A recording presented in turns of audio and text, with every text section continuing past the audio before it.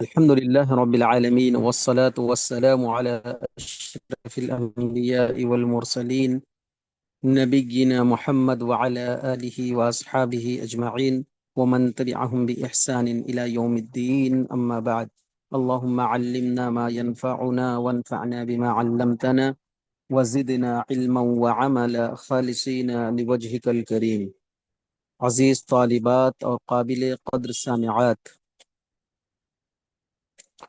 الحمدللہ ہم لوگ خلافت عثمان غنی رضی اللہ تعالی عنہ کے تعلق سے پڑھ رہے ہیں، اور جیسا کہ اس کتاب کا منہج یا اس کتاب کا طریقہ آپ لوگوں کو معلوم ہو چکا ہے کہ وہ تاریخی واقعات جن کو دشمنان اسلام نے، غالی قسم کے شیعوں نے، رافضیوں نے اسلامی تاریخ کو مسخ کرنے کی یا اس کو بدنام کرنے کی کوشش کی ہے، ان واقعات کا وہ واقعات جو صحیح اسناد کے ساتھ ہمارے پاس مروی ہیں، اس کو کیا ہے ہم اس کتاب میں جاننے کی کوشش کر رہے ہیں، اور ساتھ ہی ساتھ جو کذاب راوی ہیں، جنہوں نے اسلامی تاریخ میں ملاوٹ کیا ہے، ان کی روایات کا بھی یہاں پر موازنہ کیا جا رہا ہے۔ اور آپ نے دیکھا کہ جو حضرت عمر رضی اللہ تعالی عنہ نے شورا کا انتخاب کیا تھا، اور اس کی جو تفاصیل ہیں، آپ لوگوں نے دونوں روایتوں کی روشنی میں باتوں کو جانا اور سمجھا۔ اب آئیے اخیر میں یہ بات بھی آپ نے جانا کہ ابو مخنف کی روایات میں کس طرح کی باتیں پیش کی گئی ہیں، اور کس طرح جلیل القدر اور کبار صحابہ کرام پر زبان درازی کی گئی ہے، الفاظ کے پیچ و خم میں کس طرح صحابہ کرام کے سلسلے میں ان کے دلوں میں جو بغض ہے اس کا انہوں نے اظہار کس طرح کیا ہے۔ اب آئیے اس سلسلے میں مزید چند باتیں احادیث کی روشنی میں یہاں پر جاننے کی کوشش کریں گے۔ حالانکہ گزشتہ کل کا جو آخری جملہ تھا وہ یہی کہ اس لیے اس روایت کے من گھڑت ہونے میں ذرہ برابر بھی شک نہیں، چنانچہ لوگوں نے حضرت عثمان پر اتفاق کر لیا اور ان کی بیعت کر لی، اور حضرت ابو بکر و عمر رضی اللہ عنہما کے بعد آپ ہی افضل صحابی تھے، ہے نا؟ یہ بات کل ہم نے پڑھی تھی۔ اب اس سلسلے میں دیکھیں مزید وضاحت یہاں پر کتاب میں دیکھیں، حضرت عبداللہ بن عمر کی روایت میں ہے کہ ہم رسول صلی اللہ علیہ وسلم کے بعد ابو بکر کو کے برابر کسی کو نہ سمجھتے تھے، ان کے بعد حضرت عمر کو، اور ان کے بعد حضرت عثمان، پھر ہم باقی صحابہ کو چھوڑ دیتے اور ان کے درمیان فضیلت پر بحث نہ کرتے تھے۔ دیکھیے یہ روایت صحیح بخاری میں ہے، اور اعلیٰ ترین درجے کی سند ہے، یہ صحیح بخاری کی روایت ہے، یہ ہے نا؟ اور اس میں تین باتیں صاف صاف بیان کی گئی ہیں۔ پہلی بات تو یہ کہ صحابہ کرام کے درمیان فضیلت میں جو ترتیب ہے، حضرت ابو بکر، اس کے بعد عمر، اس کے بعد عثمان، اس کی یہاں پر وضاحت کی گئی۔ اور اس حدیث کی روشنی میں ہمیں یہ بھی بات معلوم ہوئی کہ یہ جو ترتیب ہے صحابہ کے دور میں بھی معروف تھی، یہ ترتیب، یعنی صحابہ کرام رضوان اللہ علیہ اجمعین بھی اسی ترتیب کو ملحوظ رکھتے تھے۔ اچھا، اور تیسری بات یہ معلوم ہوئی کہ تین کے بعد جو فضیلت ہے صحابہ کرام کا، اس میں الجھنا یہ صحابہ کا طریقہ نہیں تھا، اسی لیے انہوں نے کہا کہ ہم کیا ہے اس کے بعد افضلیت پر بحث نہیں کرتے تھے، سمجھ رہے نا؟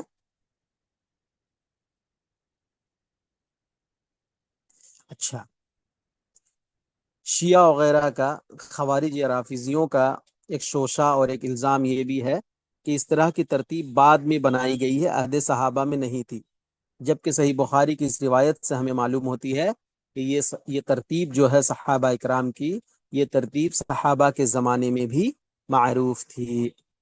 اب اس کے بعد دیکھیے دوسری روایت ہے، اور امام طبرانی میں ہے، اور امام طبرانی نے اپنی کتاب طبرانی میں ہے کہ آپ نے فرمایا کہ حضرت نبی کریم صلی اللہ علیہ وسلم ہماری ان باتوں کو سنتے تھے اور انکار نہیں کرتے تھے۔ اس کا مطلب کیا ہے جی؟ اس کا مطلب یہ ہے کہ نبی کریم صلی اللہ علیہ وسلم اس ترتیب کو سنتے تھے.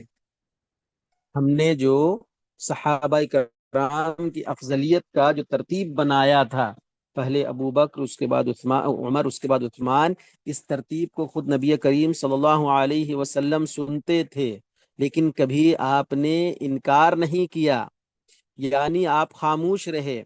اور آپ کو معلوم ہے کہ حدیث کے اقسام میں سے ایک ہے حدیث تقریری، کوئی ایسا کام، کوئی ایسا فعل جو نبی کریم صلی اللہ علیہ وسلم کے سامنے کیا گیا ہو اور آپ نے خاموشی کا اظہار کیا ہو، یا رضامندی کا اظہار کیا ہو، یا آپ نے مسکرا دیا ہو، یا آپ نے انکار اور نکیر نہیں کیا ہو، ہے نا. اور اگر دیکھیے یہ ترتیب غلط ہوتی تو اللہ کے نبی صلی اللہ علیہ وسلم ضرور اصلاح فرما دیتے. تو معلوم ہوا کہ حضرت ابو بکر، حضرت عمر، حضرت عثمان کی ترتیب یہ نبی کریم صلی اللہ علیہ وسلم کے زمانے میں بھی تھا، اور نبی کریم صلی اللہ علیہ وسلم کو معلوم بھی تھا، یہ معلوم بھی تھی یہ چیز. اس کے بعد دیکھ لیے، اسی لیے حضرت عبداللہ ابن مسعود حضرت عثمان کی بیعت کے متعلق فرماتے ہیں کہ ہم نے اہم ترین منصب کے لیے افضل ترین شخص کو خلیفہ بنایا. دیکھیں یہاں پر حضرت عبداللہ ابن مسعود رضی اللہ تعالی عنہ کا قول ہے، اور یہ جملہ اور یہ قول بیعت عثمان کے موقع پر کہا گیا. دیکھیے حضرت ابن مسعود کون ہے جی؟ فقیہ ہیں، ہاں، قرآن اور حدیث کے علوم کے مطلب گہرے جانکار ہیں، اور صحابہ میں بلند مقام رکھنے والے ہیں، محدث اور مفسر ہیں. ان کا کہنا ہے کہ بیعت عثمان کو افضل ترین انتخاب قرار دیا انہوں نے. سمجھ میں آئی نا بات؟ یہاں پر جو لوگ حضرت عثمان غنی کے تعلق سے کہتے ہیں کہ حضرت علی کو ہونا چاہیے تھا، یا اس طرح کی دیگر باتیں کہتے ہیں، ان کے لیے یہ دیکھیے صحیح احادیث سے یہ ساری روایتیں منقول ہیں. معلوم ہوا خلافت عثمان غنی کوئی مجبوری نہیں، بلکہ افضلیت کی بنیاد پر آپ رضی اللہ تعالی عنہ کا انتخاب کیا گیا تھا. اس کے بعد دیکھیے، اسی لیے حضرت امام ایوب بن تمیمہ سختیانی اور امام احمد بن حنبل اور امام دار القطنی فرماتے ہیں کہ جس نے حضرت علی المرتضیٰ کو حضرت عثمان ذو النورین پر فضیلت دی، اس نے مہاجرین اور انصار کی توہین کی. یہاں پر دیکھیے بہت اہم بات بیان کیا جا رہا ہے کہ جس نے حضرت علی کو حضرت عثمان پر فضیلت دی، اس نے مہاجر انصار کی توہین کی. مسئلہ دیکھیے یہاں پر یہ نہیں ہے کہ اس جملے سے حضرت علی کی تنقیص ہو رہی ہے، بلکہ یہاں پر یہ بات بتائی جا رہی ہے جو مہاجرین و انصار تھے، جو مجلس شورا میں تھے، اور اجماع امت، ان سب کی گواہی کو یہاں پر کیا ہے بتایا جا رہا ہے. اور امام احمد بن حنبل کا بھی یہاں منہج یہ بتایا جا رہا ہے کہ یہ جو ترتیب ہے ابو بکر، عمر، عثمان اور علی، جو اس ترتیب کو توڑتا ہے گویا کہ وہ صحابہ کے اجماع کو توڑ رہا ہے. سمجھ رہے ہیں نا؟ یہاں پر حضرت علی کی تنقیص نہیں ہے، بلکہ اس ترتیب کو یہاں پر جو صحابہ کرام نے مل جل کر یہ امن انتخاب کیا تھا، گویا کہ آپ انڈائریکٹ ان پر الزام لگا رہے ہیں کہ صحابہ کرام نے غلط انتخاب کیا. اس کے بعد دیکھیے، کیونکہ حضرت عبد الرحمن بن عوف فرماتے ہیں کہ میں نے انصار اور مہاجرین کے ایک ایک گھر کا دروازہ کھٹکھٹایا، اور ان میں سے کوئی بھی ایسا نہ تھا جو کسی صحابی کو حضرت عثمان کے برابر سمجھتا ہو، اور وہ سارے کے سارے حضرت عثمان کو ہی افضل سمجھتے تھے. سمجھ رہے نا؟ یہاں پر دیکھیے حضرت عثمان غنی کی جو خلافت تھی، یہ کوئی خفیہ فیصلہ نہیں تھا، یا کسی مخصوص گروہ کا فیصلہ نہیں تھا، بلکہ عبد الرحمن بن عوف 3 دنوں تک گھر گھر جا کر مشاورت کیے، عوامی رضامندی کو مطلب سامنے رکھا، اور دیکھا کہ اجتماعی رجحان یہ ہے کہ حضرت عثمان غنی کو خلیفہ مقرر کیا جائے. تو تب جا کر انہوں نے حضرت عثمان غنی رضی اللہ تعالی عنہ کے کیا ہے ہاتھ پر بیعت کی، جیسا کہ امام بخاری کی روایت سے ہم لوگوں نے پڑھا اور جانا. اس کے بعد دیکھیے حضرت عثمان کی بیعت سر عام ہوئی تھی. امام احمد بن حنبل فرماتے ہیں کہ حضرت عثمان جیسی پختہ بیعت کسی کی نہ ہوئی، کیونکہ اس پر سب کا اجماع ہو گیا تھا. امام احمد کون ہے جی؟ حدیث کے بہت بڑے امام ہیں، 4 امام میں سے ایک ہیں، اور منہج سلف کے بہت بڑے علم بردار ہیں. ان کے نزدیک خلافت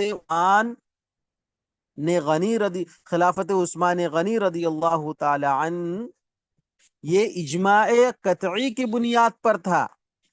یعنی ان کو تمام لوگوں کے اجماع کی بنیاد پر کیا خلیفہ مقرر کیا گیا تھا. اور جو کوئی اس اجماع کو چیلنج کرے گا، جو کوئی خلافت عثمان غنی کے تعلق سے حرف گیری کرے گا، وہ دراصل منہج سلف سے کیا ہے، بھٹکا ہوا آدمی ہوگا، منہج سلف کو نہیں جانتا ہوگا. بات سمجھ میں آئی نا؟ تو ان تمام احادیث سے امام بخاری کی، امام طبرانی کی، ابن مسعود کی، عبد الرحمن ابن عوف کی، اور امام احمد ابن حنبل کی، ان تمام باتوں سے کیا نتیجہ نکلتا ہے؟ یہی نتیجہ کہ سب اس بات پر متفق ہیں کہ حضرت عثمان غنی کی خلافت افضلیت شورا اور اجماع امت سے ثابت ہے، اور جو ان پر اعتراض کرے وہ دراصل مہاجرین اور انصار کے فیصلے پر اعتراض کرنے والا ہے. بات سمجھ میں آ گئی جی؟ اس لیے یہاں پر دیکھیے شورا کے بعد ان علماء کرام کے اور ان صحابہ کرام کے اقوال کو یہاں پر کیا ہے، ذکر کیا گیا ہے. اب اس کے بعد دیکھیے حضرت عثمان غنی آپ رضی اللہ تعالی عنہ کا نام عثمان بن عفان بن ابو العاص بن امیہ بن عبد الشمس بن عبد مناف قریشی ہے.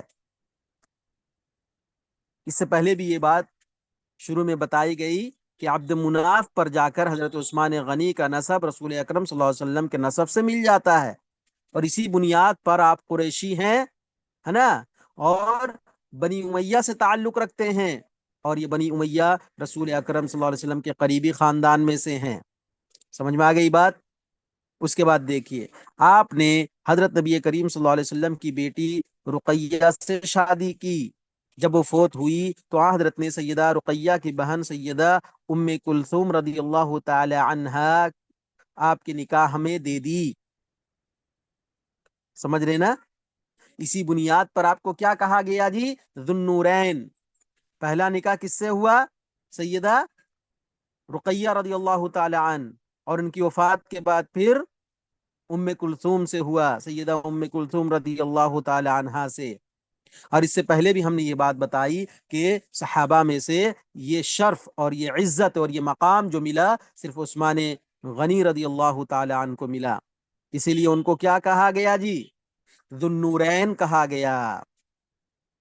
اب آئیے، اور اہل سنت کا اس بات پر اتفاق ہے کہ جس نے حضرت علی کو حضرت ابو بکر اور عمر پر فضیلت دی وہ بدعتی اور گمراہ ہے.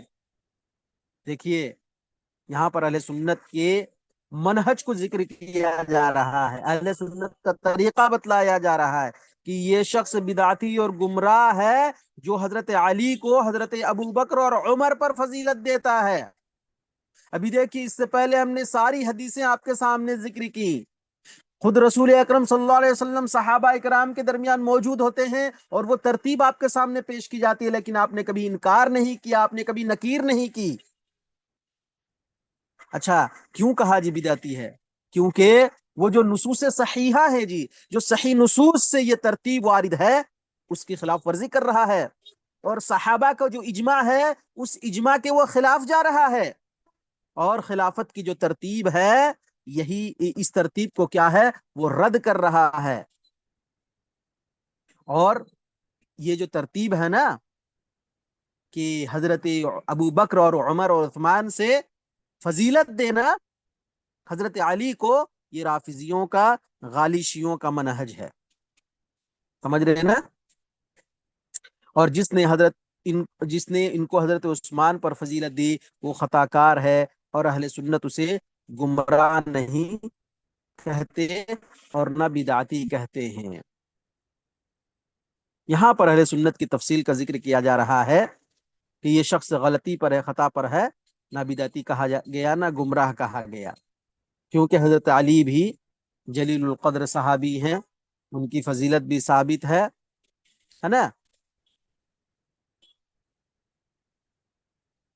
ٹھیک ہے، اس کے بعد دیکھیے،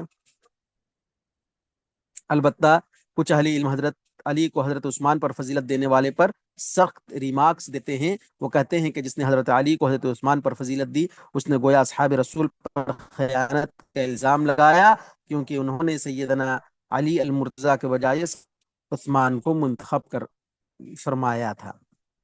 سمجھ رہے نا؟ کچھ اہل علم میں کیا ہے، اس تعلق سے سخت الفاظ کا بھی استعمال کیے ہیں، وہ یہ کہ جس نے حضرت علی کو حضرت عثمان پر فضیلت دی گویا وہ مہاجرین اور انصار پر خیانت کا الزام لگایا ہے. کیوں جی اس طرح کی بات آئی یہاں پر؟ کیونکہ دیکھیے حضرت عثمان کو شورا کی بنیاد پر، اجماع کی بنیاد پر اور تمام لوگوں کی عمومی رضامندی کی بنیاد پر منتخب کیا گیا تھا. اور اگر یہاں پر کوئی یہ کہتا ہے کہ حضرت علی ان سے افضل تھے تو لازمی نتیجہ ہے کہ صحابہ نے افضل کو چھوڑ کر مفضول کو منتخب کیا. صحابہ سے یہ غلطی ہو گئی، یہ لازماً اس کا یہ نتیجہ نکلتا ہے. اس لیے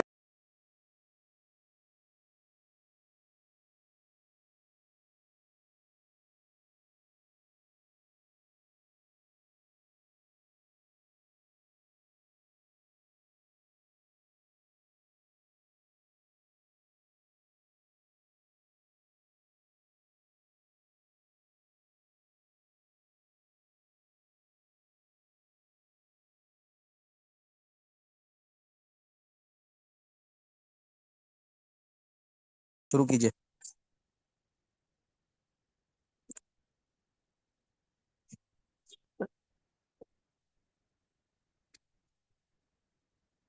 تو بات سمجھ میں آئی جی یہاں پر؟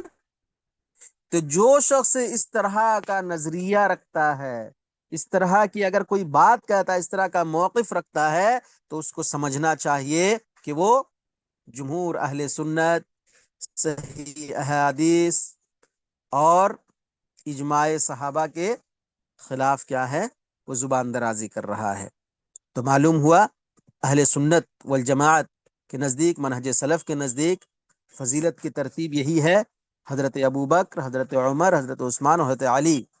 اور جو اس ترتیب میں پہلی دو جگہوں کو بدل دیتا ہے وہ شخص گمراہ ہے، اور جو عثمان و علی میں علی کو مقدم کرتا ہے وہ خطا کار ہے.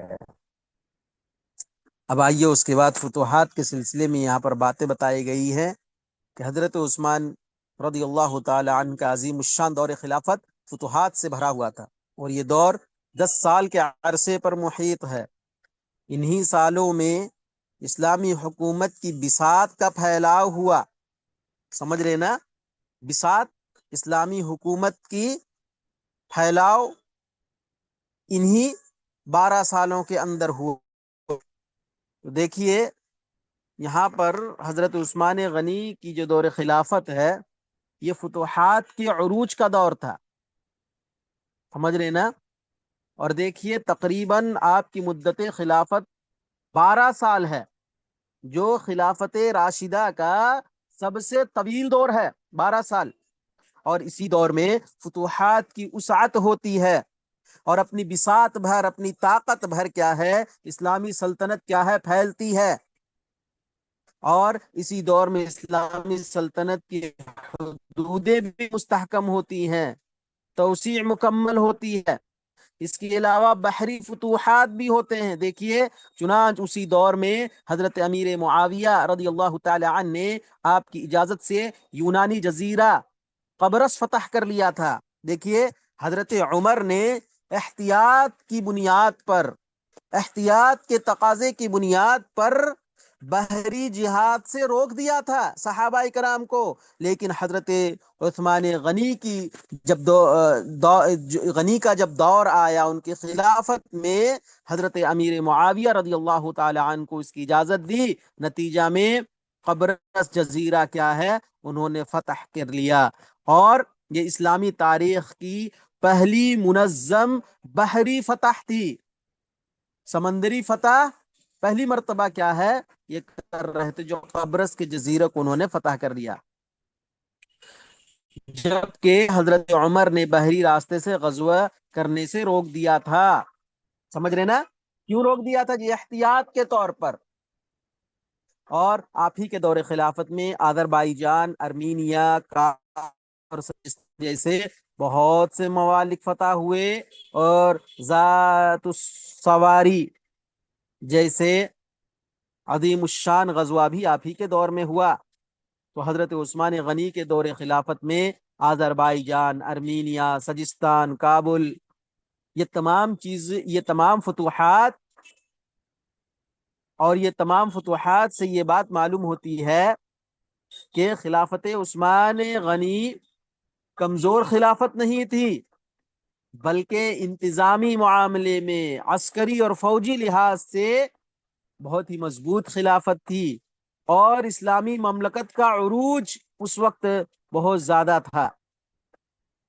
ذات السواری کی جنگ جو رومی بحری طاقت کے خلاف ایک فیصلہ کن جنگ تھی، اور ایک فیصلہ کن بحری معرکہ تھا، سمندری جنگ تھی یہ،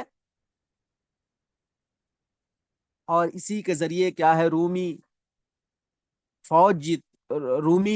فوج کی جو بحری روم کا جو بحری فوج تھا، وہ کیا اس کی کمر ٹوٹ گئی، اور وہ فوج کیا ہے تتر بتر ہو گئی۔ اور یہ ساری چیزیں، یہ ساری فتوحات حضرت عثمان غنی کی سیاسی بصیرت کا نتیجہ تھا۔ اس کے علاوہ دیکھیے مسجد حرام اور مسجد نبوی کی توسیع، آپ نے مسجد نبوی اور مسجد حرام کی توسیع کی، بلکہ خلافت راشدہ کے دور میں سے اسلام کی سب سے زیادہ توسیع بھی آپ ہی کے دور میں ہوئی تھی، رضی اللہ تبارک و تعالی عنہ۔ دونوں مقدس مساجد، اس کی توسیع اور اس کی مضبوط تعمیر، ہے نا؟ اور یہ چیزیں کیوں ہوئی جی؟ امت مسلمہ کے بڑھتے ہوئے حجم کی بنیاد پر، کہ روز بروز جو فتوحات ہو رہے تھے اور امت مسلمہ کی تعداد بڑھ رہی تھی، تو ان دونوں مسجدوں کی توسیع کی ضرورت پیش آئی۔ اس کے پیش نظر حضرت عثمان غنی رضی اللہ تعالی عنہ نے ان دونوں مساجد اور ان دونوں مقدس مقامات کی کیا ہے توسیع فرمائی۔ تو معلوم ہوا جی کہ حضرت عثمان غنی رضی اللہ تعالی عنہ کا دور خلافت وسعت کے لحاظ سے، ملکی اور انتظامی استحکام کے لحاظ سے، فتوحات کے لحاظ سے ایک سنہرا دور تھا۔ اور یہ بات معلوم ہوئی والجماعت کے نزدیک وہ خلفائے راشدین میں سے تیسرے خلیفہ ہیں، اور صحابہ میں سے تیسرے افضل صحابی ہیں، اور ان کی خلافت اور ان کی فضیلت اجماع امت سے ثابت ہے۔ اب اس کے بعد حضرت عثمان غنی رضی اللہ تعالی عنہ کے فضائل اور مناقب کا تذکرہ انشاءاللہ ہم آئندہ کلاس میں کریں گے۔ اسی پر ہم آج کے درس کو اکتفا کرتے ہیں، اللہ سے دعا کرتے ہوئے کہ اللہ تبارک و تعالی ہمیں اور آپ تمام کو سیرت صحابہ سے سبق حاصل کرنے، اور ان تاریخی حقائق کو سمجھنے، اور ان تاریخی واقعات سے روشنی حاصل کرنے کی توفیق عنایت فرمائے۔ آمین۔ اقول قولی هذا واستغفر الله لي ولكم ولسائر المسلمين من كل ذنب فاستغفروه انه هو الغفور الرحيم، وصلى الله تعالى على النبي الكريم۔ السلام عليكم ورحمة الله وبركاته۔